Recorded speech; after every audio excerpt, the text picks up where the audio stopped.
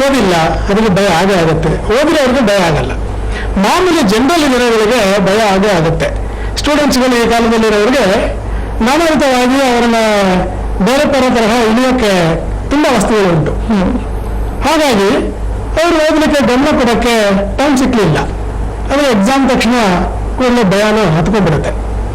Okay, ಯಾವ ರೀತಿ prepare ಆಗ್ಬೇಕು ಅಂತಾರೆ? ಎಲ್ಲರೂ ಹೇಳ್ತಾರೆ ಇವಾಗ ಕ್ಲಾಸಸ್ ಶುರು ಆದ ತಕ್ಷಣ ಅವತ್ತಿಂದಾನೇ ಓದಪ್ಪ ಅಂತ ಹೇಳ್ತಾರೆ. ಆ ರೀತಿ ಮೊದಲನೇ ದಿನದಿಂದಾನೇ ಓದ್ಬೇಕಾದ್ರೆ ಯಾವ ರೀತಿ ಪ್ರಿಪೇರ್ ಆಗ್ಬೇಕು? ನೋಡಿ, ಈಗ ಸೈಕಾಲಜಿಕಲಿ ನಾವು ಸ್ವಲ್ಪ ಪ್ರಿಪೇರ್ ಆಗಬೇಕಾಗತ್ತೆ. ನಾವು ಓದುವ ವಯಸ್ಸಲ್ಲಿ ಓದಲೇಬೇಕು. ಆ ಓದುವ ಸಮಯದಲ್ಲಿ ನಾನಾವಿಧವಾಗಿ ಬೇರೆ ಕೆಲಸಗಳು ಮಾಡೋಕ್ಕೆ ಹೋದ್ರೆ ಓದೋದ್ರಲ್ಲಿ ಗಮನ ಇರೋದಿಲ್ಲ. ಈ ಓದುವಾಗ ಸ್ಟೂಡೆಂಟ್ ಅಂದರೆ ಅವ್ರಿಗೆ ಎರಡೇ ಡ್ಯೂಟಿ ಇರುತ್ತೆ. ಒಂದು ಓದೋದು, ಓದಿರೋ ವಿಚಾರವನ್ನು ಸರಿಯಾಗಿ ಹೇಳೋದು ಅಥವಾ ಬರೆಯೋದು. ಇದು ಇಷ್ಟು ಎರಡೇ ಕೆಲಸ ಮಾಡಿಬಿಟ್ರೆ ಸಾಕು. ಸೊ ತಾಯಿ ತಂದೆ ಆಗಲಿ, ಹಿರಿಯರಾಗಲಿ, ಮನೆಯಲ್ಲಿರೋರು ಅಥವಾ ಸಮಾಜದಲ್ಲಿರೋರಾಗಲಿ, ಈಗ ಓದಿದ್ಯಪ್ಪ, ಓದಪ್ಪ, ಬೆಳಗ್ಗೆ ಓದು, ರಾತ್ರಿ ಓದು, ಸಂಜೆ ಓದು ಎಲ್ಲ ಪ್ರೆಷರ್ ಕೊಡ್ತಾ ಇದ್ದಾರೆ. ಈಗ ಇಷ್ಟು ಪ್ರೆಷರ್ ಕೊಟ್ಟರೆ ಮಾನಸಿಕವಾಗಿ ಆ ಮಗುವಿಗೆ ತಡ್ಕೊಳ್ಳೋಕ್ಕೆ ಶಕ್ತಿ ಇರೋದಿಲ್ಲ. ನೋಡಿ, ಯಾವಾಗಲೂ ಓದಬೇಕು, ಯಾವುದೇ ಕೆಲಸ ಮಾಡಬೇಕು ಅಂದ್ರೂ ಕೂಡ ಒಂಥರ ನಿರಾಳವಾಗಿರಬೇಕು ಮನಸ್ಸು. ಮೆಂಟಲ್ಲಿ ನಾವು ಅದಕ್ಕೆ ಪ್ರಿಪೇರ್ ಆಗಬೇಕು. ಅದಕ್ಕೆ ಹೇಗೆ ಪ್ರಿಪೇರ್ ಆಗೋದು? ಓದಲಿಕ್ಕೆ ಪ್ರಿಪೇರ್ ಆಗಬೇಕು ಅಂತಂದ್ರೆ ಮಾನಸಿಕವಾಗಿ ಅವರನ್ನು ತಯಾರು ಮಾಡಬೇಕು. ಮಾನಸಿಕವಾಗಿ ಹೇಗೆ ತಯಾರು ಮಾಡೋದು? ಮೊದಲು ಆ ಮನೆಯಲ್ಲಿರ್ತಕ್ಕಂಥ ವಾತಾವರಣ ಸರಿಯಾಗಿರಬೇಕು. ಮನೆಯಲ್ಲಿ ವಾತಾವರಣ ಅಂದ್ರೆ ಬೇಸಿಕಲಿ ತಾಯಿ ತಂದೆ ಇಬ್ರು ಇದ್ದಾರಲ್ಲ, ಅವರು ಮೊದಲನೇ ಗುರುಗಳು. ಮನೆಯೇ ಒಂದು ಗುರುಕುಲ. ಮನೆಯಲ್ಲಿ ಇರ್ತಕ್ಕಂಥ ವಾತಾವರಣ, ಒಂದು ಸ್ಕೂಲಲ್ಲಿ ಇರೋದು 8 ಅವರ್ಸು, 7 ಅವರ್ಸು, 6 ಅವರ್ಸು ಅಥವಾ ಅರ್ಧ ದಿನ 3 ಅವರ್ಸು ಇರ್ಬೋದು. ಬೇರೆ ಟ್ಯೂಷನ್ಗೆ ಹೋಗ್ಬೋದು, 2 ಅವರ್ಸ್ ಹೋಗ್ಬೋದು. ಆದರೆ ಮನೆಯಲ್ಲಿ ತಾನೇ ಮ್ಯಾಕ್ಸಿಮಮ್ ನಾವು ವಾಸ ಮಾಡ್ತೀವಿ. ಆ ಮನೆ, ಆ ವಾಸಸ್ಥಳ ಒಂದು ದೇವಸ್ಥಾನ, ಗುರುಕುಲ, ಒಂದು ಎಲ್ಲ ಒಂದು ನಾಲೆಜನ್ನು ಕೊಡ್ತಕ್ಕಂಥ ಒಂದು ಸ್ಥಾನ ಅಂತ ನಾವು ತಿಳ್ಕೊಂಡು ಆ ವಾತಾವರಣವನ್ನು ನಾವು ಸರಿಯಾಗಿ ಇಟ್ಕೋಬೇಕು.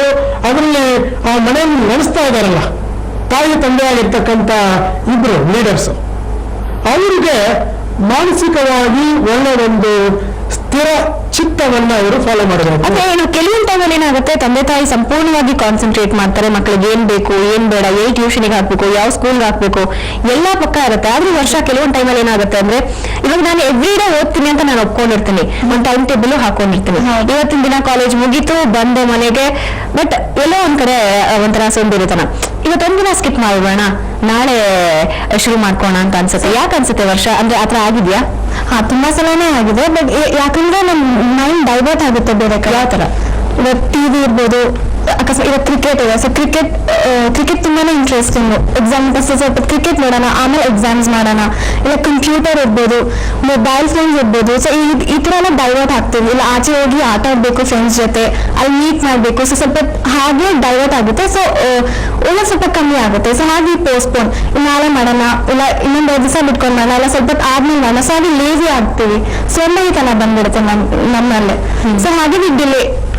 ಏನ್ ಹೇಳ್ತೀರಾ ಶಿವಕುಮಾರ್? ಸೋಂಬೇರಿತನ ಬಂದ್ಬಿಡುತ್ತೆ ಅಂತಾರಲ್ಲ, ಇದಕ್ಕೆ ನಾವು ಪಳಗಿಸ್ಬೇಕು ಮಕ್ಕಳನ್ನ. ಹೇಗೆ ಪಳಗಿಸ್ಬೇಕು? ತಾಯಿ ತಂದೆ ಸರಿಯಾಗಿ ಅವ್ರಿಗೆ ಉತ್ಸಾಹ ಕೊಡಬೇಕು, ಪ್ರೋತ್ಸಾಹ ಕೊಡಬೇಕು.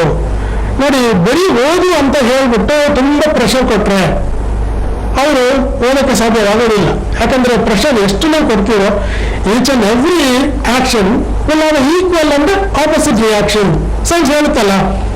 ಸೊ ನೀವು ಎಷ್ಟು ಪ್ರೆಷರ್ ಓದು ಅಂತೀರೋ, ಮಾನಸಿಕವಾಗಿ ಹೇಗೆ ಆ ಮಗು ತಗೊಳುತ್ತೆ, ಆಪೋಸಿಷನ್ ಆಗಿ ತಗೊಳುತ್ತೆ. ಬಟ್ ಏನಂದ್ರೆ ಇವಾಗ ಹಂಗಂತ ಹೇಳ್ಬಿಟ್ಟು ಓದ್ಲೇಬೇಡಿ ಅಂತ ಅಂದ್ರೆ, ಇಲ್ಲ ಹಂಗಿಲ್ಲ, ಓದ್ಬೇಡ ಅಮ್ಮ, ಸರಿ ನಿನ್ ಪಾಡು ನೀನ್ ಏನ್ ಬೇಕೋ ಹಂಗ್ ಮಾಡು ಅಂದ್ರೆ ಅಲ್ಲೂ ಆಯ್ತಲ್ಲ ತಪ್ಪು. ಅಲ್ಲೂ ಆಗಲ್ಲ. ತುಂಬಾ ಪ್ರೆಷರ್ ಕೊಡಬಾರ್ದು, ಸರಿಯಾಗಿ ರಿಲ್ಯಾಕ್ಸೇಷನ್ ಕೊಡಬೇಕು ಮಕ್ಕಳಿಗೆ. ನೋಡಿ, ಒಂದು ದಿನದಲ್ಲಿ ಎಷ್ಟು ಅವರು ಓದ್ಬೋದು ಹೇಳಿ? ಎಷ್ಟು ಹೇಳ್ತೀನಿ? ಬೆಳಗ್ಗೆ 2 ಅವರ್ಸ್, ಸಂಜೆ 2 ಅವರ್ಸ್ ಓದಿದ್ರೆ ಟಾಪರ್ ಆಗ್ಬೋದು. ಒಪ್ಕೊಳ್ತೀರಾ? ಒಪ್ಕೊಳ್ತೀವಿ ವರ್ಷ? ಇಲ್ಲ, ಕಾನ್ಸಂಟ್ರೇಷನ್ ಇದ್ರೆ ಮೇ ಬಿ, ಬಟ್ ಯೂಸ್ಲಿ ಎಲ್ಲರೂ ಡೇ ಅಂಡ್ ನೈಟ್ ಓದ್ತಾ ಇರ್ತಾರೆ. ಅಲ್ಲ, ಅವ್ರೇನ್ ಹೇಳ್ತಾರೆ ಅಂದ್ರೆ ಬೆಳಗ್ಗೆ 2 ಅವರ್, ಸಂಜೆ 2 ಅವರ್ ಓದಿದ್ರೆ ಟಾಪರ್ ಆಗ್ಬಹುದು. ಮೇ ಬಿ ಫುಲ್ ಕಾನ್ಸಂಟ್ರೇಷನ್ ಇದ್ರೆ, ಬಟ್ ಯಾರಿಗೂ 2 hours ಕುತ್ಕೊಳಲ್ಲ ಅಲ್ಲ ಮಕ್ಕಳು, ಇಲ್ಲಿ ಡೈವರ್ಟ್ ಆಗ್ತದೆ. ಅಟ್ಲೀಸ್ಟ್ 5-10 ಮಿನಿಟ್ಸ್ ಬ್ರೇಕ್ ತಗೋತಾರೆ. ಸೊ ಒಬ್ಬೊಬ್ರು ಎಲ್ಲ ಮಾಡ್ಬೋದು, ಬಟ್ ಯಾರು ಯೂಶಲಿ ಮಾಡಲ್ಲ. ಬಟ್ ಇನ್ನೊಂದೇನಂದ್ರೆ ಕೆಲವು ತಜ್ಞರು ಹೇಳೋ ಪ್ರಕಾರ ಕಂಟಿನ್ಯೂಸ್ ಆಗಿ 2 ಅವರೇ ಕಂಟಿನ್ಯೂಸ್ ಆಗಿ ಓದಿದ್ದೆ ಆಗಿದ್ರೆ ವಿದ್ಯಾರ್ಥಿಗೆ ಹ್ಯಾಂಗ್ ಆಗ್ಬಿಡ್ತಾರೆ, ಮೆಂಟಲಿ ಹ್ಯಾಂಗ್ ಆಗ್ಬಿಡ್ತಾರೆ, ಅಂದ್ರೆ ಬ್ಲಾಂಕ್ ಆಗ್ಬಿಡ್ತಾರೆ. ಆಗಾಗ ಒಂದು 5 ನಿಮಿಷ ಆಚೆ ಹೋಗ್ತಿರ್ಬೇಕು, ಓಡಾಡ್ತಿರ್ಬೇಕು, ಬರ್ತಿರ್ಬೇಕು, ಮತ್ತೆ ಕುತ್ಕೊಂಡು ಓದ್ಬೇಕು ಅಂತಾರೆ ಶಿವಕುಮಾರ್ ಅವರು. ಇದಕ್ಕೆಲ್ಲ 2 ಅವರು ತುಂಬಾ ಒಂದು ಬ್ರೇಕ್ ಕೊಡೋದು ಸರಿ. 5 ನಿಮಿಷಕ್ಕೆ ನೀವು ಆಚೆ ಹೋಗ್ತಾ ಇದ್ರೆ ಬರ್ತಾ ಇದ್ರೆ ಯಾವ ಕೆಲಸ ನಡೆಯಲ್ಲ. ಸೊ 1 ಅವರ್ಗೆ ಒಂದ್ಸತಿ 10 ನಿಮಿಷಕ್ಕೆ ಗ್ಯಾಪ್ ಅಥವಾ 5 ನಿಮಿಷಕ್ಕೆ ಎರಡು ಕೊಟ್ಟರೆ ಸಾಕು. ಸೊ ಹೇಗೆ ಓದಬೇಕು ಅಂತ ಒಂದು ರೀತಿ ಇದೆ, ಯಾವ ರೀತಿ ಓದ್ಬೇಕಾಗತ್ತೆ. ಅದಕ್ಕೆ ಪ್ರಿಪರೇಷನ್ ಅಂತ ಇರುತ್ತೆ. ಮೆಂಟಲಿ ಫಿಸಿಕಲಿ ಪ್ರಿಪೇರ್ ಮಾಡ್ಕೋಬೇಕು. ಅದಕ್ಕೆ ಫಸ್ಟ್ ಬೇಗ ಸುದ್ದಿ ಆಗುತ್ತೆ. ದೇಹವನ್ನು ಸರಿಯಾಗಿ ಶುದ್ಧಿಯಾಗಿ ಇಟ್ಕೋಬೇಕು. ಫಿಸಿಕಲಿ ನಾವು 1 ಅವರ್ ಹಿಂಗೆ ನೆಟ್ಟಿಗೆ ಕೂತ್ಕೊಳ್ಳೋಕೆ ಆಗಲ್ಲ ಅಂದ್ರೆ ನಾವು ಓದೋಕೆ ಸಾಧ್ಯ ಇಲ್ಲ. ಸರಿ, ಕಾಲಲ್ಲಿ ಒಂದು ನೋವಿದೆ, ತಲೆಯಲ್ಲಿ ಒಂದು ನೋವು ಬರುತ್ತೆ, ಕಾನ್ಸಂಟ್ರೇಷನ್ ಸಿಕ್ಕೋದಿಲ್ಲ. ಫಿಸಿಕಲಿ ಅದನ್ನು ನಾವು ತಯಾರು ಮಾಡಬೇಕು. ಅದಕ್ಕೆ ಬಹಳ ಮುಖ್ಯ ಆಹಾರ ಅಂದ್ರೆ ಫುಡ್ ಇಂಟೇಕ್. ನೋಡಿ, ಊಟದಿಂದ ಶುರು ಮಾಡೋಣ. ಆಹಾರ ಎಷ್ಟು ಮುಖ್ಯ ಅಂತ ನಮ್ಮೆಲ್ಲರಿಗೂ ಗೊತ್ತು. ಆ ಆಹಾರದಲ್ಲಿ ಸಾತ್ವಿಕವಾಗಿರ್ತಕ್ಕಂಥ ಆಹಾರವನ್ನು ನಾವು ತಗೋಬೇಕು. ಇನ್ನು ಮಸಾಲೆ, ಜಂಕ್ ಫುಡ್ಡು, ಈ ಪಾನಿಪೂರಿ, ಬೇಲ್ಪೂರಿ, ಮಸಾಲೆ ಇರತಕ್ಕಂಥವು ಇವುಗಳೆಲ್ಲ ಅವಾಯ್ಡ್ ಮಾಡಬೇಕು. ಖಾರ ಇಲ್ಲದೆ, ಉಪ್ಪು ಕಡಿಮೆ ಆಗಿ ಊಟ ಮಾಡಬೇಕು. ಇದೆಲ್ಲ ಕಾನ್ಸಂಟ್ರೇಟ್ ಮಾಡಲಿಕ್ಕೆ ಆಹಾರ ಏನ್ ಮಾಡುತ್ತೆ, ನಮ್ಮನ್ನು ಪ್ರಿಪೇರ್ ಮಾಡುತ್ತೆ. ನೀವು ಮನಸ್ಸನ್ನು ಕಂಟ್ರೋಲ್ ಮಾಡೋಕ್ಕಾಗಲ್ಲ, ಮನಸ್ಸು ನಮ್ಮಲ್ಲಿದೆ. ಆದ್ರೆ ನನ್ನ ಮನಸ್ಸನ್ನು ನಾನು ಕಂಟ್ರೋಲ್ ಮಾಡೋಕ್ಕಾಗೋದಿಲ್ಲ ಅಂತ ಒಂದು ಅಧಿಕಾರ ನಾನು ತಗೊಂಡಿಲ್ಲ. ಅದು ಕಂಟ್ರೋಲ್ ಮಾಡಿದ್ರೆ ನಾವು ಜ್ಞಾನಿ ಆಗ್ಬಿಡ್ತೀವಿ. ನೋಡಿ, ಮನುಷ್ಯನಿಗೆ ಇರ್ತಕ್ಕಂಥ ಕೆಪಾಸಿಟಿ ಎಷ್ಟು ದೊಡ್ಡ ಕೆಪಾಸಿಟಿ ಇದೆ. ಈ ಕೆಪಾಸಿಟಿ ಪೂರ್ಣವಾಗಿ ಕೆಲಸ ಮಾಡಿಸ್ಕೋಬೇಕು ಅಂತಂದ್ರೆ ಅದು ನಮ್ಮಲ್ಲಿ ಉಂಟು. ನಾವು ಪ್ರಯತ್ನ ಮಾಡಿದ್ರೆ ಆಗುತ್ತೆ. ಅದಕ್ಕೆ ಬಹಳ ಮುಖ್ಯ ಬೇಸಿಕಲಿ ಆಹಾರ, ಫುಡ್, ಸಾತ್ವಿಕ ಫುಡ್. ಆಮೇಲೆ ರಿಲ್ಯಾಕ್ಸ್, ನಿದ್ದೆ. ನೀವು ಬಾಡಿಗೆ, ಈ ದೇಹಕ್ಕೆ ನೀವು ಊಟ ಕೊಡ್ತೀರಿ, ಅದೇ ತರ ಮನಸ್ಸಿಗೂ ಊಟ ಕೊಡಬೇಕು. ಈ ದೇಹ ಮತ್ತು ಮನಸ್ಸು, ಫಿಸಿಕಲ್ ಎನರ್ಜಿ, ಮೆಂಟಲ್ ಎನರ್ಜಿ, ಈ 2 ಎನರ್ಜಿ ಇದೆ.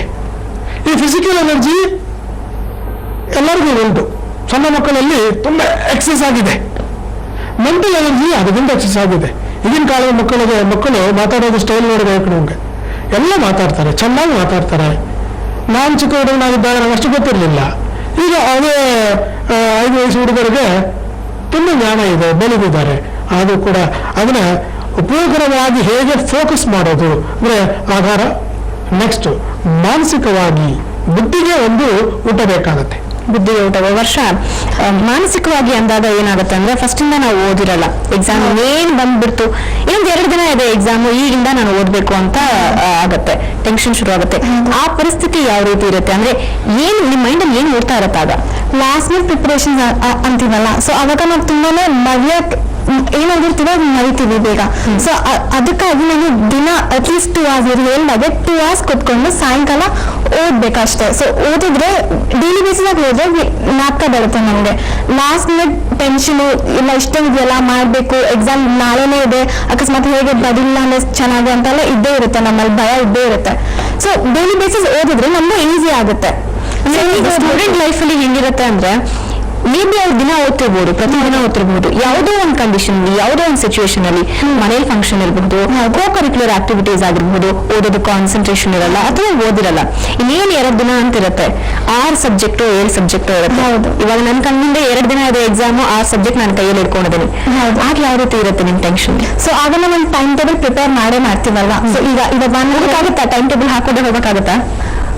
ಯೂಶಲಿ ಅದು ಆಗಲ್ಲ, but we have to try ಅಲ್ಲ, ಟೈಮ್ ಟೇಬಲ್ ಪ್ರಕಾರ ಹೋಗುತ್ತೆ. ಸೊ ಅಕಸ್ಮಾತ್ ಆಗಿಲ್ಲ ಅಂದ್ರೆ ನೈಟ್ ಎಲ್ಲ ಓದ್ತಾರೆ. ಸೊ ನೈಟಲ್ಲಿ ಮಕ್ಕಳು ಡ್ರಗ್ಸ್ ತಗೋತಾರೆ, it's have to stay awake, ಜಾಸ್ತಿ ಎದ್ದಿರ್ಬೇಕು ಅವರು. ಸೊ ಒಳ್ಳೇದಾ ಅಥವಾ ಇಲ್ವಾ? ಬಿಕಾಸ್ ಬರೆಯೋವಾಗ ನೆಕ್ಸ್ಟ್ ಡೇ ಎಫೆಕ್ಟ್ ಆಗುತ್ತೆ ನಮ್ಮ ಮೈಂಡ್ಗೆ ಬರೆಯೋವಾಗ.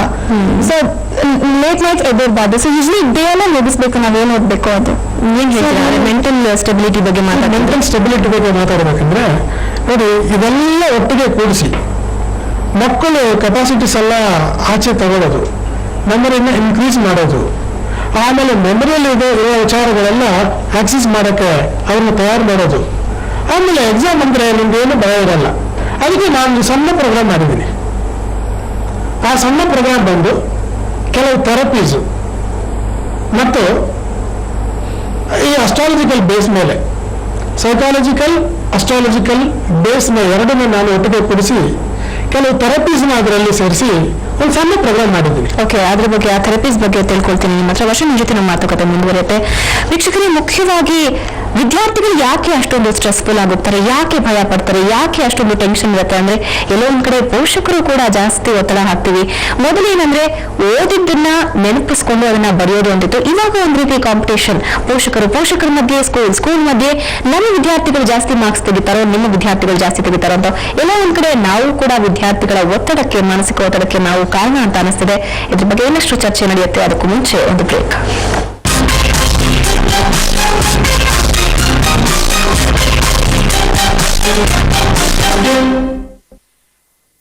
Electronics air conditioner interchangeable colour comets ನೊಂದಿಗೆ. ಅಂದ್ರೆ ನೀವಾಗುವುದು ಇನ್ನಷ್ಟು ಅಮೇಜಿಂಗ್ ಎಲೆಕ್ಟ್ರಾನಿಕ್ಸ್ ನೊಂದಿಗೆ. ಹಣದಿಂದ ಆಟಿಕೆ ಖರೀದಿಸಬಹುದು, ಆದ್ರೆ ಗೆಳೆಯರನ್ನಲ್ಲ. ಅದಕ್ಕಾಗಿಯೇ IDBI ಬ್ಯಾಂಕ್ ಸೇವಿಂಗ್ಸ್ ಮತ್ತು ಕರೆಂಟ್ ಅಕೌಂಟ್ಗಳಿಗೆ ಚಾರ್ಜ್ಗಳನ್ನು ತೊಲಗಿಸಿಬಿಟ್ಟಿದೆ. IDBI ಬ್ಯಾಂಕ್, ಏಕೆಂದ್ರೆ ನಿಮ್ಮ ಹಣಕ್ಕಿಂತ ನೀವೇ ಬಹುಮೂಲ್ಯರು. ಗುರುಗಳೇ, ಎಷ್ಟು ಸೊಳ್ಳೆ ಬರ್ಬೋದು? ಯಾರು ಹೇಳೋಕೆ ಸಾಧ್ಯವಿಲ್ಲ. ಸೊಳ್ಳೆ ಕಮ್ಮಿ ಬರ್ತಾವೋ ಹೆಚ್ಚು ಅಂತ. ಅದಕ್ಕೆ good night advanced active plus. Normal mode ಹಾಕಬೇಕು ಸೊಳ್ಳೆಗಳು, ಮತ್ತು ಆಕ್ಟಿವ್ ಮೋಡ್ ಬೇಕು ಸೊಳ್ಳೆಗಳು. ಹಾ ಗುರುಗಳೇ, ಇವತ್ತು ಸೊಳ್ಳೆಗಳು ಹೊರಗೆ ಇರ್ತವೆ. ಈಗ ಗುಡ್ ನೈಟ್ ಅಡ್ವಾನ್ಸ್ ಪ್ಯಾಕೇಜ್ ಮೇಲೆ 6 ರೂಪಾಯಿ ರಿಯಾಯಿತಿ.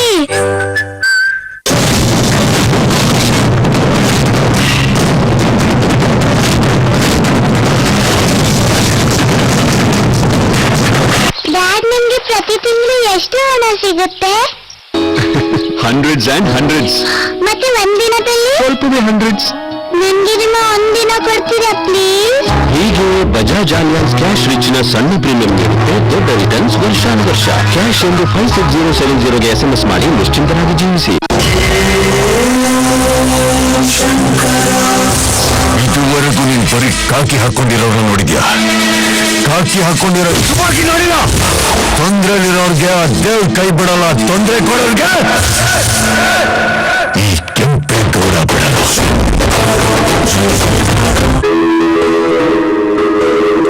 ಹಣದಿಂದ ಆಟಿಕೆ ಖರೀದಿಸಬಹುದು, ಆದ್ರೆ ಗೆಳೆಯರನ್ನಲ್ಲ.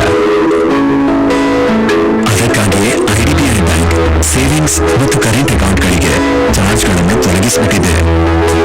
IDBI ಬ್ಯಾಂಕ್, ಏಕೆಂದ್ರೆ ನಿಮ್ಮ ಹಣಕ್ಕಿಂತ ನೀವೇ ಬಹುಮೂಲ್ಯರು. ಇಲ್ಲಿ ಟೆರೆಸ್ ನಲ್ಲಿ ವಾಟರ್ ಪ್ರೂಫಿಂಗ್ ಕೆಲಸ ಆಗ್ತಾ ಇದೆ. ಏನು ಹೊರತಾಗ್ತಾ ಇಲ್ಲ. ಇದೆ ಡಾಕ್ಟರ್ ಫಿಕ್ಸಿಟ್ ನ ನ್ಯೂ ಕೋಟ್, ಅದ್ಭುತ ವಾಟರ್ ಪ್ರೂಫಿಂಗ್ ಸೊಲ್ಯೂಷನ್.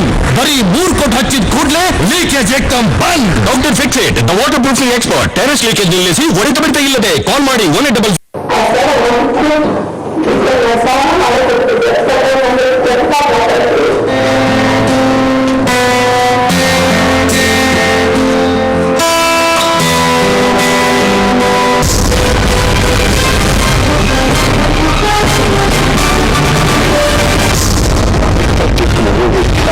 ಕೇಳಿದ್ರೆ ನಾವು ಮಾಡಿಸ್ತೀವಿ.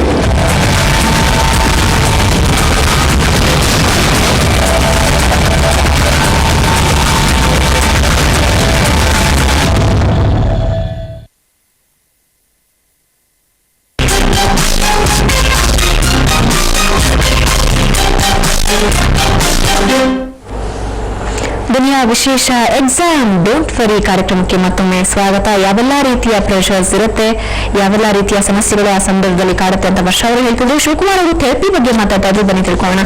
ಶಿವಕುಮಾರ್ ಅವರೇ, ಈ ಎಕ್ಸಾಮ್ ಟೈಮಲ್ಲಿ ಥೆರಪೀಸ್ ಬಗ್ಗೆ ಹೇಳ್ತೀನಿ ಅಂತ ಹೇಳಿದ್ರು. ಯಾವ ರೀತಿ ಥೆರಪೀಸ್ ಇದೆ? ಒಂದು ಬೇಸಿಕಲಿ ಕಲರ್ ಥೆರಪಿ ಅಂತ ಒಂದು ಥೆರಪಿ ಇದೆ. ಈ ಕಲರ್ಸ್ ಒಂದೊಂದು ಬಣ್ಣ ಒಬ್ಬೊಬ್ಬರಿಗೆ ಇಷ್ಟ ಆಗತಕ್ಕಂಥದ್ದು. ಯಾಕೆ ಬಣ್ಣವನ್ನು ಯೂಸ್ ಮಾಡಬೇಕು ಅಂದರೆ, ಕಲರ್ಸಲ್ಲಿ ಆಕರ್ಷಣೆ ಇದೆ, ಎನರ್ಜಿ ಇದೆ, ಸೊ ಪ್ರೊಡಕ್ಟಿವಿಟಿ ಇದೆ. ಈ ಆಕರ್ಷಣೆ ನಾವು ಕೆಲವು ಕಲರ್ ಯೂಸ್ ಮಾಡಿದ್ರೆ ನಾನು ತುಂಬ ಕಂಫರ್ಟಬಲ್ ಆಗಿರ್ತೀನಿ, ನಿಮಗೆ ಒಂದು ಕಲರ್ ಇಷ್ಟ ಆಗುತ್ತೆ, ವರ್ಷನಿಗೆ ಬೇರೆ ಕಲರ್ ಇಷ್ಟ ಆಗ್ಬೋದು. ಆ ಥರ ಮಗುಗೆ ಯಾವ ಕಲರಲ್ಲಿ ತುಂಬ ಕಂಫರ್ಟ್ ಇರುತ್ತೆ, basically light colour, cream colours. Full white ಇದ್ರೆ ತುಂಬ ಪ್ರಶಾಂತವಾಗಿ ಒಂದು ಎನ್ವಿರಾನ್ಮೆಂಟ್ ಸಿಗುತ್ತೆ. ಮಗು ಕೂತ್ಕೊಳ್ಳುವ ಓದ್ಕೊಳ್ಳುವ ಜಾಗದಲ್ಲಿ ಡಾರ್ಕ್ ಕಲರ್ಸ್ ಇರಲೇಬಾರದು, ಲೈಟ್ ಕಲರ್ಸ್. ಯಾಕೆ ಡಾರ್ಕ್ ಕಲರ್ಸ್ ಯೂಸ್ ಮಾಡ್ಬಾರ್ದು? ಡಾರ್ಕ್ ಕಲರ್ ಡಲ್ನೆಸ್ ಆಗುತ್ತೆ. ಈಗ ನೋಡಿ, ಬ್ಲ್ಯಾಕ್ ಕಲರ್ ಯೂಸ್ ಮಾಡಿದ್ರೆ ಏನಾಗುತ್ತೆ, ಲೈಟು ಪಾಸ್ ಆಗಲ್ಲ, ಎನರ್ಜಿ ಎಲ್ಲ ಅದು ಕಟ್ ಮಾಡುತ್ತೆ. ಡಾರ್ಕ್ ಬ್ಲೂ ಆಗಲಿ, ಎನಿ ಡಾರ್ಕ್ ಕಲರ್, ಆ ಎನರ್ಜಿ ವಾತಾವರಣದಲ್ಲಿ ಇರ್ತಕ್ಕಂಥ ಎನರ್ಜಿನ ಅದು ಪ್ರೊಡ್ಯೂಸ್ ಮಾಡ್ತಾ ಇರುತ್ತೆ, ಜಾಸ್ತಿ ಮಾಡ್ತಾ ಇರುತ್ತೆ. ಹಾಗಾಗಿ ಮ್ಯಾಕ್ಸಿಮಮ್ ವೈಟ್ ಕಲರ್ ಅಥವಾ ಲೈಟ್ ಕಲರ್ ಕರ್ಟನ್ಸ್ ಆಗಲಿ, ಗೋಡೆಗೆ ಪೇಂಟ್ ಮಾಡಿರೋದಾಗಲಿ ಇರಬೇಕು. Colour therapy. ಮಕ್ಕಳು ಬಟ್ಟೆ ಓದ್ಕೊಳ್ಳುವ ಸಮಯದಲ್ಲಿ ಬಟ್ಟೆ ಬಂದು ಕಪ್ಪು ಕಲರ್ ಬಟ್ಟೆ ಹಾಕೊಂಡು ಓದಬಾರ್ದು, dark blue colour coffee colour ಬಟ್ಟೆ ಹಾಕೊಂಡು ಓದಬಾರ್ದು. Light pink, light yellow, pista green, white, cream colour ಇಂಥ ಬಟ್ಟೆಗಳು ಯೂಸ್ ಮಾಡಿಸ್ಬೇಕು. ಇನ್ನೊಂದು, ಓದಕ್ಕೆ ಕೂತ್ಕೊಳ್ಳುವಾಗ ನೋಡಿ ಕಾಲುಗಳೆಲ್ಲ ಕ್ರಾಸ್ ಮಾಡಬಾರದು, ನೀವು ಕಾಲು ಸ್ಟ್ರೈಟ್ ಆಗಿರಬೇಕು. ಯಾವುದೇ ಒಂದು ಎನರ್ಜಿ ನಮಗೆ ಬಂದ್ರೂ ಕೂಡ ಆ ಎನರ್ಜಿನ ಹೇಗೆ ಸ್ವೀಕಾರ ಮಾಡೋದು ಅಂತಂದ್ರೆ, ನಾವು ನೆಟ್ಟಿಗೆ ಕೂತ್ಕೋಬೇಕು ಸರಿಯಾಗಿ. ಫಸ್ಟು ನಾವು ಬೆನ್ನು ಸ್ಟ್ರೈಟ್ ಆಗಿರಬೇಕು, ಬೆನ್ನು ಹಿಂಗೆ ಬೆಂಡ್ ಆಗಬಾರದು, ಸ್ಟ್ರೈಟ್ ಆಗಿ ಕೂತ್ಕೊಳ್ಳಿ. ನೀವು 5 ಅವರ್ ಕೂತ್ಕೋಬೋದು, ಅಲ್ಲಾಡದೆ ಕೂತ್ಕೋಬೋದು. ನೋಡಿ, ನೀವು ಕಾಲು ಕ್ರಾಸ್ ಮಾಡಿದ್ರೆ ಏನಾಗುತ್ತೆ, ಬರ್ತಕ್ಕಂಥ ಎನರ್ಜಿ, ಓದ್ತಕ್ಕಂಥ ಎನರ್ಜಿ ಅವೆಲ್ಲ ಬ್ಲಾಕ್ ಮಾಡ್ಕೊಂಡಾಕೆ. ಕೈ ಕಟ್ಕೋಬಾರದು. ಯಾವಾಗಲೂ ನೀವು ಯಾವುದೇ ಒಂದು ವಿಚಾರವನ್ನು ತಿಳ್ಕೋಬೇಕು ಅಂತ ಒಂದು ಆಸೆ ಇದ್ದರೆ, ಬೇರೆಯವರು ಹೇಳ್ತಾ ಇದ್ದರೆ ಹೀಗೆ ಕೈ ಇಟ್ಕೊಳ್ಳಿ. ಓದುವಾಗ ನೀವು ಕೆಲಸಗಳು ಮಾಡಿಕೊಂಡು ಸ್ಟ್ರೈಟ್ ಆಗಿ ಕೂತ್ಕೊಂಡು ನೀವು ಓದಿ. ಇದು ಫಿಸಿಕಲ್ ಪೋಸ್ಚರ್, ಇದು ಇಂಪಾರ್ಟೆಂಟ್ ಆಗುತ್ತೆ. ಆಮೇಲೆ ಮನಸ್ಸಿನ ಸ್ಥಿತಿ. ಈ ಮನಸ್ಸಿನ ಸ್ಥಿತಿಗೆ ಸೈಕೋಥೆರಪಿ ಅಂದ್ರೆ ಏನು? ಮನಸ್ಸನ್ನ ಕಾನ್ಸಂಟ್ರೇಟ್ ಮಾಡಲಿಕ್ಕೆ ಯಾವುದೋ ಒಂದು ಥೆರಪಿ ಬೇಕಾಗುತ್ತೆ. ಈ ಸೈಕೋಥೆರಪಿ ವಿಚಾರದಲ್ಲಿ ನಾವು ಯೂಸ್ ಮಾಡೋದು ಅದ್ರ ಕೆಳಗಡೆ ಸೌಂಡ್ ಥೆರಪಿ, ಮಂತ್ರ ಥೆರಪಿ, ಯೋಗ ಥೆರಪಿ, ಆಮೇಲೆ ಬ್ರೀತ್ ಥೆರಪಿ. ನೋಡಿ, ಈಗ ಸೌಂಡ್ ಥೆರಪಿ ಅಂದ್ರೆ ಈಗ ಶಬ್ದಗಳು ಇರಬಾರ್ದು, ತುಂಬ ಪೀಸ್ಫುಲ್ ಆಗಿರಬೇಕು, ಆವಾಗ ಓದಕ್ಕೆ ಮಾನಸಿಕವಾಗಿ ಸ್ವಲ್ಪ ಕಾಮ್ನೆಸ್ ಬರುತ್ತೆ ಅಂತ ಹೇಳ್ತೀವಿ. ಆದರೆ ಈ ಕಾಲದಲ್ಲಿ ಹಂಗೆ ಹೇಳಕ್ಕೆ ಆಗೋದೇ ಇಲ್ಲ. ಶಬ್ದ ಇಲ್ಲದೆ ಯಾವ ಜಾಗನೂ ಇಲ್ಲ, ಏನಿಲ್ಲ. ಮೆಜೆಸ್ಟಿಕ್ ಬಸ್ ಸ್ಟ್ಯಾಂಡ್ ಅಲ್ಲಿ ಕೂತ್ಕೊಂಡು ಒಂದು ಹುಡುಗ ಕೊಟ್ಬಿಟ್ರೆ ನಾವು ಪ್ರಶಾಂತವಾಗಿ ಓದ್ಕೋಬಹುದು, ಅಲ್ಲಿ ತನಕ ಪ್ರಿಪೇರ್ ಮಾಡ್ಬೋದು ಹುಡುಗರಿಗೆ. ಅದಕ್ಕೆ ಒಂದು ಟಾನಿಕ್ ಇದೆ, ಟಿಪ್ಸ್ ಇದೆ. ಇದು ಲಾಂಗ್ ಪ್ರಾಸೆಸ್. ಅದು ಲಾಂಗ್ ಪ್ರಾಸೆಸ್ ಅಂದ್ರೆ ಮನೆಯಲ್ಲಿ ಒಂದು ಪದ್ಧತಿ ತರ ಫಾಲೋ ಮಾಡ್ಕೊಂಡು ಬರಬೇಕು. ಅದಕ್ಕೆ ಹಿರಿಯರಿಗೆ, ದೊಡ್ಡವರಿಗೆ ಈ ವಿಚಾರಗಳು ಗೊತ್ತಾಗಿರಬೇಕು. ಸೊ ಅದನ್ನ ಅವ್ರ ಮಕ್ಕಳಿಗೆ ಕಲಿಸ್ಬೇಕು, ಸ್ಟ್ರಿಕ್ಟ್ ಆಗಿ ಫಾಲೋ ಮಾಡಿಸ್ಬೇಕು. ಬರೀ ಓದುವ ಸಮಯದಲ್ಲಿ ಪ್ರೆಷರ್ ಹಾಕೋ ಕೊಡಬಾರ್ದು, ಹೊಡಿಬಾರ್ದು. ಮಕ್ಕಳಿಗೆ ಯಾವಾಗಲೂ ಹೊಡೆದ್ರೆ ಏನಾಗುತ್ತೆ, ತುಂಬ ಅಪೋಸಿಷನ್ ಕ್ರಿಯೇಟ್ ಆಗುತ್ತೆ ಮಾನಸಿಕವಾಗಿ. ಈ ಮಾನಸಿಕವಾಗಿ ನಾನು ಹೇಳುವಾಗ ಕೆಲವು ಮಕ್ಕಳಿಗೆ ಫೋಬಿಯಾಸ್ ಇರುತ್ತೆ. ಎಕ್ಸಾಮ್ ಅಂದರೆ ಒಂದು ಫೋಬಿಯಾ. ಆಮೇಲೆ ರೈವಲ್ರಿ, ಸಪರೇಷನ್ಸ್, ಲವ್ ಸಪರೇಷನ್ಸ್, ಇದೆಲ್ಲ ಸೈಕಾಲಜಿಕಲ್ ಪ್ರಾಬ್ಲಮ್ಸ್ ಇರೋದು. ಇವುಗಳೆಲ್ಲ ಸೈಕಾಲಜಿಕಲ್ ಪ್ರಾಬ್ಲಮ್ ಯಾವುದೇ ರೀತಿಯಲ್ಲೂ ಕೂಡ ಮಕ್ಕಳಿಗೆ ಬರದೇ ಇರೋ ಥರ ನೋಡ್ಕೋಬೇಕು. ಈ ಕಾಲದಲ್ಲಿ ನೋಡಿ, ಸಪರೇಷನ್ಸ್ ಇದೊಂದು ಸೋಷಿಯಲ್ ಪ್ರಾಬ್ಲಮ್. ಈ ಸೋಷಿಯಲ್ ಪ್ರಾಬ್ಲಮ್ ಮಕ್ಕಳ ಮೇಲೆ ಎಷ್ಟು ಪರಿಣಾಮ ಆಗುತ್ತೆ ಅಂದರೆ ಬಹಳ ಕೆಟ್ಟದಾಗಿ ಆಗುತ್ತೆ.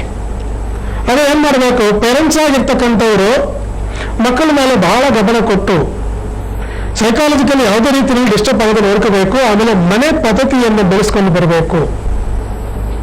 ಆ ಪದ್ಧತಿಗಳಲ್ಲಿ ಫುಡ್ ವಿಚಾರದಲ್ಲಿ ಮತ್ತು ಕಲ್ಚರ್ ವಿಚಾರದಲ್ಲಿ ಬೆಳಗ್ಗೆ ಹೇಳಬೇಕು.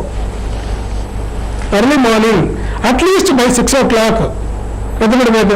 ಅದು ಸ್ಕೂಲ್ ಇರಲಿ ಇಲ್ಲದೆ ಇರಲಿ, ಹಾಲಿಡೇ ಆಗಲಿ, ಅದೊಂದು ರೊಟೀನ್ಗೆ ಬರಬೇಕು. ಅರ್ಲಿ ಮಾರ್ನಿಂಗ್ ಎದ್ದು ನಿತ್ಯ ಕರ್ಮಗಳು ಮುಗಿಸಿ ಒಂದು 2 hour ಓದಿಸಿ, ಆಯ್ತಾ? ಅದು ಓದೋಕ್ಕೆ ಮುಂಚೆ ನಾವು ಹೇಳುವ ಥೆರಪಿ ನೋಡಿ, ಓದುವ ಜಾಗ, ಬಣ್ಣ, ಮತ್ತು ಮಾನಸಿಕ ಸ್ಥಿತಿ. ಆ ಮಾನಸಿಕ ಸ್ಥಿತಿ ಹೆಂಗೆ ನಾವು ಬೆಳೆಸೋದು ಅಂತಂದ್ರೆ ಅದಕ್ಕೆ ಮಂತ್ರ ಥೆರಪಿ, ಸೌಂಡ್ ಥೆರಪಿ ಕೊಡ್ತೀವಿ. ಈ ಸೌಂಡ್ಗೆ ಕಂಟ್ರೋಲ್ ಆಗದೇ ಇರತಕ್ಕಂಥ ವಸ್ತು ಈ ಪ್ರಪಂಚದಲ್ಲಿ ಇಲ್ಲ, ಇನ್ಕ್ಲೂಡಿಂಗ್ ಮನಸ್ಸು. ಮನಸ್ಸು ನಮ್ಮದೇ, ಬುದ್ಧಿ ನಮ್ಮದೇ. ಆದ್ರೆ ಆ ಮನಸ್ಸನ್ನು ಬುದ್ಧಿನ ಕಂಟ್ರೋಲ್ ಮಾಡತಕ್ಕಂಥ ಶಕ್ತಿ ನಮ್ಮ ಕೈಗೆ ಡೈರೆಕ್ಟ್ ಆಗಿ ಕೊಟ್ಟಿಲ್ಲ, ಪಂಚಭೂತಗಳಲ್ಲಿ ಕೊಟ್ಟಿದ್ದಾನೆ ಭಗವಂತ. ಆ ಪಂಚಭೂತಗಳಲ್ಲಿ ಇರ್ತಕ್ಕಂಥ ಶಕ್ತಿ ಪೂರ್ಣವಾಗಿ ಇರೋದು ಗಾಳಿ. ಆ ಗಾಳಿಯನ್ನು ಹೇಗೆ ನಾವು ತಗೋಬೇಕು, ಹೇಗೆ ಉಪಯೋಗ ಮಾಡ್ಕೋಬೇಕು ಅಂತ ಒಂದು ಟೆಕ್ನಿಕ್ ಇದೆ. ನಾವು ನಾರ್ಮಲಿ ಪ್ರಾಣಾಯಾಮ, ಮೆಡಿಟೇಷನ್ ಅಂತ ಹೇಳ್ತೀವಿ, ಯೋಗ ಅಂತ ಹೇಳ್ತೀವಿ. ಎಷ್ಟು ಜನ ಫಾಲೋ ಮಾಡ್ತಾರೆ ಹೇಳಿ? ಫಾಲೋ ಸಿಗಲ್ಲ ಅಂತಲ್ಲ, ಊಟ ಮಾಡ್ತೀರಾ? ಬಟ್ ಅಕಸ್ಮಾತ್ 2 days ಮುಂಚೆ ನಮ್ಗೆ ಪ್ರಿಪೇರ್ ಆಗ್ಬೇಕಾದ್ರೆ ಮೆಡಿಟೇಷನ್, ಯೋಗ ಅಥವಾ ಇದಕ್ಕೆಲ್ಲ ಮಾಡಿ ನಮ್ಗೆ ಟೈಮ್ ಸಿಗಲ್ಲ. ಸೊ ಹಾಗೆ ನಾವು ಹೇಗೆ ಪ್ರಿಪೇರ್ ಆಗ್ಬೇಕು? ಅರ್ಧ ಗಂಟೆ ಸಿಗುತ್ತಮ್ಮ, ಅರ್ಧ ಗಂಟೆ ಕೊಡ್ತೀಯಮ್ಮ. ಅರ್ಧ ಗಂಟೆ ಗ್ರೇಟ್. ಅರ್ಧ ಗಂಟೆ ನೀವು ಕೊಟ್ರೆ ನಿಮಗೆ ನಾಳೆ ಎಕ್ಸಾಮ್ಗೆ ತಯಾರು ಮಾಡ್ತೀನಿ. ಯಾವ ರೀತಿ? ನಾನು ಪ್ರೋಗ್ರಾಮ್, ಸಣ್ಣ ಒಂದು ಪ್ರೋಗ್ರಾಮ್ ಹೇಳ್ತೀನಿ, ಅದನ್ನ ಮಾಡಿ. ಏನಿಲ್ಲ, 10 minutes ಎಕ್ಸಸೈಸ್, 20 minutes ನಾನು ಹೇಳ್ತಕ್ಕಂಥ ಮಂತ್ರ ಥೆರಪಿ, 20 minutes ನಾನು ಹೇಳ್ತಕ್ಕಂಥ ಸೌಂಡ್ ಥೆರಪಿ. ಇದನ್ನ ಫಾಲೋ ಮಾಡಿದ್ರೆ ಇವಾಗ ನಾಳೆ ಎಕ್ಸಾಮ್, ನಾಳೆ ನೀವು ಎಕ್ಸಾಮಲ್ಲಿ ಕೂತ್ಕೊಳ್ತೀರಿ. ಇವಾಗ ಎಷ್ಟು ಅವರ್ಸ್ ಇದೆ? ಒಂದು 12 hours ಇದೆಯಾ? ಇಲ್ಲ, 10 hours ಸಾಕು. ನೀವು 3 hours ಓದಿದ್ರೆ ನೀವು ಅಟ್ಲೀಸ್ಟ್ ಪಾಸ್ ಆಗ್ಬೋದಾ? ಅಲ್ಲಿ ತನಕ ಪ್ರಯತ್ನ ಮಾಡಿ ಕರ್ಕೊಂಡು ಬರ್ಬೋದು. ಈಗ ಲಾಂಗ್ ಪ್ರಾಸೆಸ್ ಆದರೆ ಟಾಪರ್ ಆಗ್ತೀವಿ, ರ್ಯಾಂಕ್ ಸ್ಟೂಡೆಂಟ್ ಮಾಡಬಹುದು. ಆಯಿತು. ಈಗ ತೆಡ್ರಾಗಿರ್ತಾರಲ್ಲ ಮಕ್ಕಳು, ಸಣ್ಣ ಮಕ್ಕಳು, ಕೆಲವೊಂದು ಸಿಚುವೇಶನ್ಸ್ ಏನಾಗುತ್ತೆ ಅಂದ್ರೆ ಮಕ್ಕಳು ಓದ್ತಾನೆ ಇರ್ತಾರೆ. ಎಕ್ಸಾಮ್ ಆದ ಸ್ಕೂಲ್ ಶುರುವಾದಾಗಿಂದ ಎಕ್ಸಾಮ್ ಬರೋವರೆಗೂ ಓದ್ತಾನೆ ಇರ್ತಾರೆ. ಒಂದು ತಲೆಗೆ ಬರಲ್ಲ. ತಲೆಗೆ ಬಂದ್ರೂ ಕೆಲವೊಬ್ಬರಿಗೆ ಜ್ಞಾಪಕ ಶಕ್ತಿ ತುಂಬಾ ಕಮ್ಮಿ ಇರುತ್ತೆ. ಅದನ್ನ ಯಾವ ರೀತಿ ಬೆಳೆಸ್ಕೋಬೇಕಾದ್ರೆ ಅದು ನಮ್ಮ ಥೆರಪಿನಲ್ಲಿ ಅದು ಕೂಡ ಸರಿ ಮಾಡ್ಕೋಬಹುದು. ಇದರಲ್ಲಿ ನಾವು ನೋಡಿ, ಯಾವುದೇ ಕಾರಣಕ್ಕೂ ನಾನು ನನ್ನ ಬ್ಯಾಕ್ಗ್ರೌಂಡಿಂದ ನಾನು ಹೇಳ್ತೀನಿ, ಯಾವುದೇ ಕಾರಣಕ್ಕೂ ಯಾವುದೋ ಒಂದು ಗ್ರಹ ಅದರ ಹಿಂದೆ ಕೆಲಸ ಮಾಡ್ತಾ ಇರುತ್ತೆ. ಸುಮ್ಮನೆ ಏನೋ ಯಾರು ಮಾಡಲ್ಲ. ಈಗ ಒಬ್ಬ ಮನುಷ್ಯರಿಗೆ ಆಸೆ ಹುಟ್ಟುತ್ತೆ ನೋಡಿ, ಸ್ವೀಟ್ ತಿನ್ಬೇಕು ಅಂತ ಆಸೆ ಹುಟ್ಟುತ್ತೆ ಅಂತ ತಿಳ್ಕೊಳ್ಳೋಣ. ಯಾಕೆ ಆಸೆ ಹುಟ್ಟಿತ್ತು ಅದನ್ನ ಅಸ್ಟ್ರಾಲಜಿಕಲ್ ಆಂಗಲ್ನಲ್ಲಿ ನಾವು ಐಡೆಂಟಿಫೈ ಮಾಡೋಣ. ಮಾಡಿಬಿಟ್ಟು ಅದಕ್ಕೆ ಒಂದು ಗ್ರಹ ಕಾರಣವಾಗಿರುತ್ತೆ. ಸೊ ಇಂಥ ಗ್ರಹ ಈ ರೀತಿಯಲ್ಲಿ ಅವ್ರ ಜಾತಕದಲ್ಲಿ ಇದ್ದರೆ ಇವರು ಸ್ವೀಟ್ ಜಾಸ್ತಿ ತಿಂತಾರೆ ಅಂತ ಹೇಳ್ಬಿಡ್ತೀವಿ. ಆಯ್ತಾ? ಈಗ ಅದೇ ಓದಬೇಕು ಅಂತ ಆಸೆ ಹುಟ್ಟಬೇಕಲ್ಲ, ಅದಕ್ಕೆ ಓದಬಾರ್ದು ಅನ್ನೋದಕ್ಕೆ ಏನ್ ಕಾರಣ ಅಂತ ಅದಕ್ಕೂ ಒಂದು ಗ್ರಹ ಕಾರಣವಾಗಿದೆ. ನೋಡಿ, ಶನಿಗ್ರಹ, ರಾಹುಗ್ರಹ, ಈ 2 ಗ್ರಹಗಳು ಓದಬಾರದು ಅಥವಾ ಲೇಸಿನೆಸ್, ಮರವು ಮತ್ತು ನಾಳೆ ಓದೋಣ, ಏನು ಎಕ್ಸಾಮ್ಗೆಲ್ಲ 1 week ಇದೆಯಲ್ಲ, ಇವತ್ತು 2 ದಿನದಲ್ಲಿ ನಾನು ಮುಗಿಸ್ಬಿಡ್ತೀನಿ, ಓವರ್ ಕಾನ್ಫಿಡೆನ್ಸ್ ಕೊಟ್ಟುಬಿಡುತ್ತೆ. ಬಟ್ ಅವರು ಅದೇನಾದ್ರು ಆ ಥರ ಇರೋದನ್ನ ನಾವು ರೆಗ್ಯುಲರೈಸ್ ಮಾಡ್ಕೊಳ್ಳೋಕ್ಕೆ ನಮ್ಮ ಥೆರಪಿಗಳೆಲ್ಲ ಯೂಸ್ ಆಗುತ್ತೆ. ಓಕೆ, ಈ ಥೆರಪೀಸ್ ಬಗ್ಗೆ ಸಾಕಷ್ಟು ಹೇಳಿದ್ರೆ ಅಂದ್ರೆ ಯಾವ ರೀತಿ ಮಾಡಬಹುದು ಅಂತ. ಇದು ನಿಮಗೆ ಅಪ್ಲೈ ಆಗಿದೆಯಾ? ನೀವು ಮಾಡಿದ್ದೀರಾ? ಖಂಡಿತ ಅಪ್ಲೈ ಆಗಿದೆ. ಯಾವ ರೀತಿ?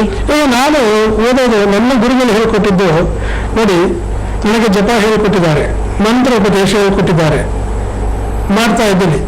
ನಾನು ಒಂದು ದಿನದಲ್ಲಿ ರೆಗ್ಯುಲರ್ ಆಗಿ ಮಿನಿಮಮ್ ಒಂದು 2 to 3 hours ಓದ್ತೀನಿ. ನನ್ನ ನಿತ್ಯ ಕರ್ಮಗಳನ್ನು ನಾನು ಸರಿಯಾಗಿ ಮಾಡಿಕೊಂಡೇ ಬರ್ತಾ ಇದ್ವಿ. ನಾನು ಸಾಕಷ್ಟು ಮಕ್ಕಳಲ್ಲಿ ಕೂಡ ಅದನ್ನು ನಾನು ಮಾಡಿಸಿ ಅವರನ್ನು ಬೆಳೆಸಿದ್ದೀನಿ. ಅವರೆಲ್ಲ ಚೆನ್ನಾಗಿ ಓದ್ತಾ ಇದ್ದಾರೆ. ಈಗ ಬರೀ 2 hours ಮಾರ್ನಿಂಗ್ ಓದೋದು, ಸಂಜೆ ಒಂದು 2 hours ಓದೋದು, ಕೆಲಸ ಮಾಡೋಕ್ಕೆ ಸ್ವಲ್ಪ ಮತ್ತು ಆಟ ಆಡೋಕ್ಕೆ ಸ್ವಲ್ಪ ಟೈಮ್ ಅಲಾಟ್ ಮಾಡೋದು. ಯಾಕಂದ್ರೆ ಟೈಮ್ ಶೆಡ್ಯೂಲ್ ತುಂಬ ಕಡಿಮೆ ಇದೆ. ಟೈಮ್ ಡಿವೈಡ್ ಮಾಡ್ಕೋಬೇಕು. ನಾವು ಪ್ರಾಪರ್ ಟೈಮ್ ಟೇಬಲ್ ಕೊಡಬೇಕು. ಸೊ ಓದಲಿಕ್ಕೆ ಬರೀ 10 hours ಬೇಕಾಗಿಲ್ಲ. ಸೊ ಓದಲಿಕ್ಕೆ ಸಂಜೆ ಒಂದು 2 hours to 3 hours, ಬೆಳಗ್ಗೆ ಒಂದು 2 hours ಸಾಕು. ಅವರು ಟಾಪರ್ ಆಗ್ಬೋದು. ಏನು ಸ್ಕೂಲ್ ಇರೋದು ಮ್ಯಾಕ್ಸಿಮಮ್ 10 months, 1 ವರ್ಷದಲ್ಲಿ 300 ದಿನಗಳು ಅಷ್ಟೇ ಅಲ್ವಾ? ಆ 300 ದಿನಗಳಲ್ಲಿ ಲೀವ್ ಮತ್ತು ಅನ್ಎಕ್ಸ್ಪೆಕ್ಟೆಡ್ ಹಾಲಿಡೇಸ್ ಅಂತ ಹೇಳ್ಬಿಟ್ರೆ 8 months.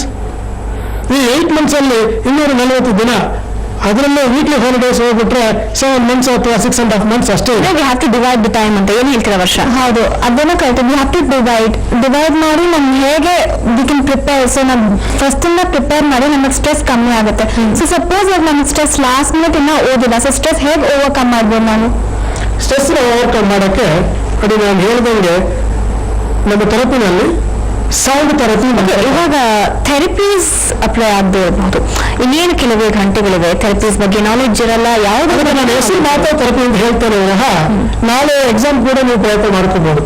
ನೋಡಿ, simple short cut method of pranayama ಮತ್ತೆ ಸ್ಮಾಲ್ ಎಕ್ಸಸೈಸ್. ಈ short cut method of pranayama ಒಂದು 15 ಮಿನಿಟ್ಸ್ ಬೇಕೇ ಬೇಕು ಮಿನಿಮಮ್, ಬೆಳಗ್ಗೆ ಮತ್ತು ಸಂಜೆ. ಮನಸ್ಸಿನ ಸ್ಥಿತಿಯನ್ನ ಒಂದು ಕಡೆ ಫೋಕಸ್ ಮಾಡಲಿಕ್ಕೆ ಪ್ರಾಣಾಯಾಮ ಬೇಕಾಗುತ್ತೆ, ಆಯ್ತಾ. ಜೊತೆಯಲ್ಲಿ ಒಂದು ಮಂತ್ರ, ಸೌಂಡ್ ಥೆರಪಿ ಮೂಲಕ ಮಂತ್ರ. ಈ ಮಂತ್ರ ಏನಕ್ಕೆಂದ್ರೆ ಯಾವುದೇ ಡಿಸ್ಟರ್ಬೆನ್ಸಸ್, ಯಾವುದೇ ಗ್ರಹಗತಿಗಳ ಕಡೆಯಿಂದ ಬರುತ್ತೋ ಅವುಗಳೆಲ್ಲ ಅವಾಯ್ಡ್ ಮಾಡಿ ನಿಮ್ಮನ್ನು ಫೋಕಸ್ ಮಾಡೋಕ್ಕೆ ಆ ಸೌಂಡ್ ಥೆರಪಿ ಕೊಡ್ತೀನಿ. ಆ ಸೌಂಡ್ ಥೆರಪಿಯಿಂದ ಮನಸ್ಸು ಫೋಕಸ್ ಆಗುತ್ತೆ, ಕಾನ್ಸಂಟ್ರೇಷನ್ ಸಿಗುತ್ತೆ. ಈ ಬ್ರೀತಿಂಗ್ ಟೆಕ್ನಿಕ್ ಇಂದ ನಿಮಗೆ ನಿರಾಳತ್ವ ಇರುತ್ತೆ.